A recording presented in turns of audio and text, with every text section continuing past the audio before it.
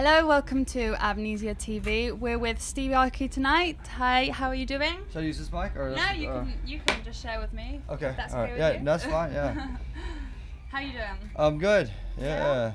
What does it feel like to be back at Amnesia with us tonight? Well, my last show here was pretty wild, and I played the main room, which you guys changed, which looks really cool.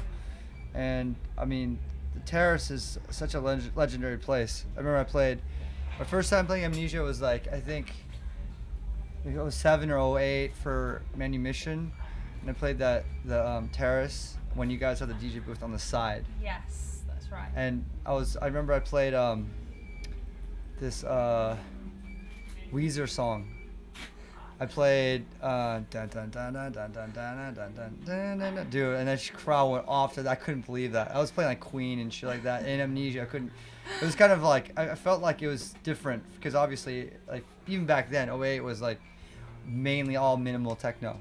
So coming in there and playing that and having the crowd accept me, having the club accept me for my strange, weird personality and weirdness was really happy. I was really happy about that. But I'm happy to be back, man. I love Amnesia. It's a great club, great culture here. Yeah. And what does Ibiza mean to you? Ibiza is like two worlds to me. It's like you have the club culture, which is like so definitive around the world. It's like the satellite beacon. What people think of Ibiza, they think of like nonstop crazy clubs, and DJs are like the mayors and they run the city, and it's like what Vegas is now.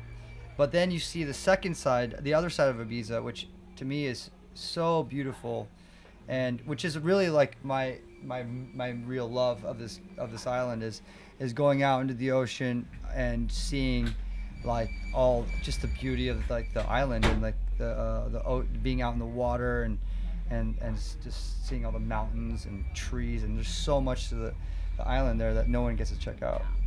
And obviously you travel a lot and you're in a million things, you've got a billion things going on. How do you find that when you have to produce at the same time? Well, I mean, I use different methods. Like when I finished Wonderland, I was really only focusing all my production in my studio in LA, and which is why it took me like 2-3 years to finish the whole album. But this new album I'm working on now, Neon Future, I've pretty much learned all the hiccups and all like I've eaten shit so many times on my face, kind of like figured it out, and I'm producing pretty much on the road. So I have like my studio at home.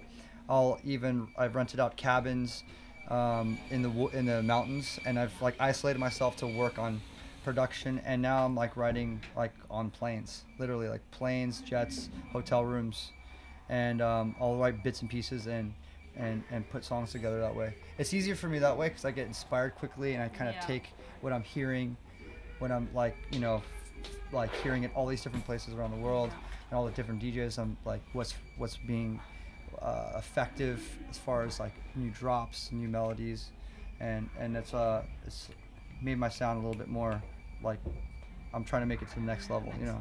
Yeah. And out of all of the places you've been to in the world, where would you say has been the best place you've performed at? It's a tough one, but I can probably say, and I've said this many times, I'd say Tomorrowland, because of the influence, and it's not just I mean, when you're playing, like when I played main stage, it was, first of all, it was a really epic set time. I was playing main stage after David Guetta, closing set of the entire festival, day 3. And you're looking out and you see everyone's, like, you feel like the whole world's there, you know? You see like the whole, like, the hill's full, and obviously the crowd's full, and you see like all these like camera lights and the colors, and it's just such an epic set time. And then afterwards, you realize how many people you're playing in front of because it's on YouTube. And then like that gets played out a million times, you know, a million plus times. So it's definitely the most influential set I've played probably in my career. And you know, it's the most pressure I've ever had. Yeah. But yeah, I mean I love, like, it's hard to pick one, but if I had to, it'd be Tomorrowland. And so, what have you got prepared for us tonight? Have we got any cake throwing, any champagne? Yeah, I got all that stuff. You know, I can't leave without my cakes.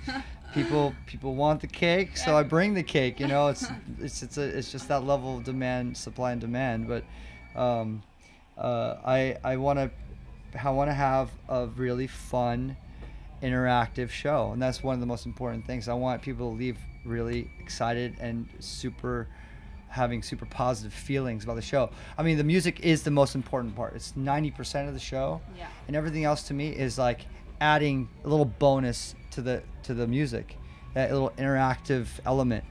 And tonight at Amnesia, I'm gonna test out a lot of new songs. I'm probably gonna play like 75% all new unreleased music. And I'm going to play like probably 7 or 8 songs from my next album, Neon Future. So I'll be debuting songs from my album. And then I'm going to be debuting a lot of Dim Mak music, which is my record label. We've put out tons of amazing songs and artists. Every single Tuesday we have new music coming out. So I have like tons of stuff to test out in the crowd and see how it reacts. Well, I'm sure you're going to have an amazing night because they are begging for you out there. Yeah, I'm excited.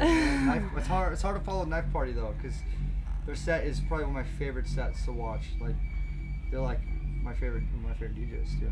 I'm good friends. Well, together I'm sure that we'll have a great time together.